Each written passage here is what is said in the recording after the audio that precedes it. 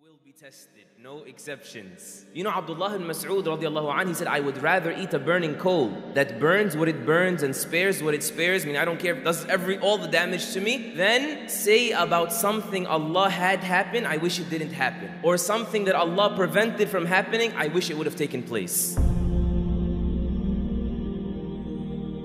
Abdullah ibn Mas'ud continues to say in another narration, you know, a person makes a decision, business or otherwise, I'm going to get into this investment, I'm going to marry this person, and then Allah Azza wa Jal says to the angels, get in the way between my slave and this person, because if I facilitate it for him, if I let him have it, it will admit him into the fire. He'll fall apart, he'll unravel, he'll forget me. And so he wakes up in the morning, having been now blockaded from his wishes, swearing he got struck by the evil eye, swearing bad luck, and it is nothing, Ibn Mas'ud says, but the bounty of Allah over him. Can you imagine Sulaym radiallahu anha? And this hadith is as authentic, arguably as authentic as the Quran. It is in Bukhari and Muslim, is the highest caliber of authenticity. This woman does not have a miscarriage. She has the baby, sees the baby, builds that relationship with the baby. The day the baby dies, she's able to bury him and hide that from her husband till she gives him dinner and he sleeps with her. And she tells him, listen, she's not even firm. She's keeping others firm. She's telling him, listen, I have a question. If somebody were to lend somebody something and then ask for it back, does the second party have the right to keep it, to withhold it? He said, never, that's not right. She said, then anticipate the reward for your baby. Allah has called back what he lent you. How does somebody pull that off in 24 hours? How does a mother do that? You know, Abdullah ibn Abbas, he says, when my father, the uncle of the Prophet ﷺ, Abbas ibn Abdul Muttalib, when my father died, nothing soothed me like the statement of a Bedouin man who came to me and said, better than your father for you is your reward for him, the reward for putting up with the loss of your father. And Allah is better for your father than you are. You know Imran ibn Husayn radiallahu ta'ala anhu, Ibn Hajar said it's been confirmed that Imran ibn Husayn spent the last 30 years of his life in bed, not able to stand or even sit up. You know what that does to a person?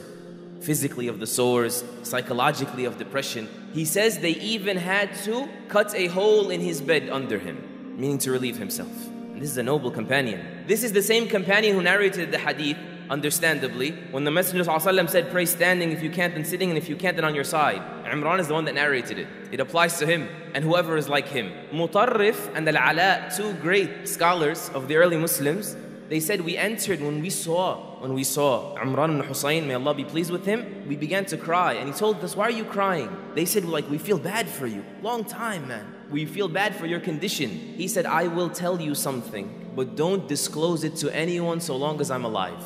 The angels come to me, and they greet me, and they reassure me, and I could hear their greetings. And so I knew, because so much good came out of my distress, that this was in fact good for me. It made me realize that. It locked me on that. And so whatever is dearer to him is dearer to me. Urwa ibn Zubayr radiallahu anh was the son of Zubayr ibn Awam, right? The defender of the Prophet sallallahu alaihi wasallam. When he traveled to Damascus, gangrene began eating and spreading in his body, and they had to cut off one of his limbs. And so they gave him some intoxicant so he wouldn't feel the pain. And he said, I will never seek aid in what Allah destines on me using what Allah forbid for me. The Prophet ﷺ said, wine is not medicine. He said, just cut.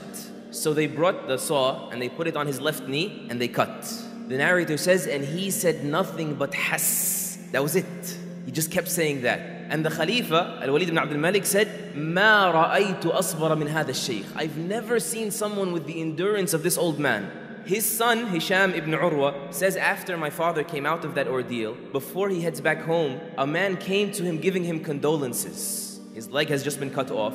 They put it in a basin to bury it. And he says to his leg, you know that I never used you to walk to the disobedience of Allah. Look what a mindset. And then this man comes to give him condolences in that moment. And he says to him, listen, if you're coming to feel sorry for me, I'm already awaiting the reward for this from Allah. I mean, don't mess with my head. Leave me alone. Don't feel bad for me. I don't feel bad. He said, I'm not coming about your leg. I'm coming about your son, Muhammad. He said, what about him? He said, he fell into the stable, your stable at home, or where your horses were, and the horses tramped on him and they killed him. And he said, oh Allah, you've given me 4 limbs and only taken away 1. and you've given me 7 children or 9 children, and you've only taken away 1. You know that the day you have problems, you have so many more days when things were going your way. And that the fact that we only remember the day of our problems is a skewed perspective that means that the heart was polluted. It's not the reality. Who's able to fix that for you? The way he fixed it for Al-Zubayr was able to get him to look with that kind of perspective. It was his commitment to Allah, the nearness of his heart to Allah. That is the only thing that can make you unbreakable. The Prophet ﷺ, he told us, مَنْ يُرِدِ اللَّهُ بِهِ خَيْرًا يُصِبْ مِنْهُ أو يُصَبْ مِنْهُ, in another narration. So be patient and seek your patience through Allah, and know that when Allah wishes well for a person, He afflicts him and He allows others to, meaning He gives people access to you. People are going to betray you, disappoint you, get the upper hand at times on you, or something beyond people, and a natural occurrence as they call it nowadays, right? These things will continue to happen whenever Allah loves a person. You know why? Because the person is either going to have his levels raised because of this, or he will have his sins forgiven because of this, and those are both good.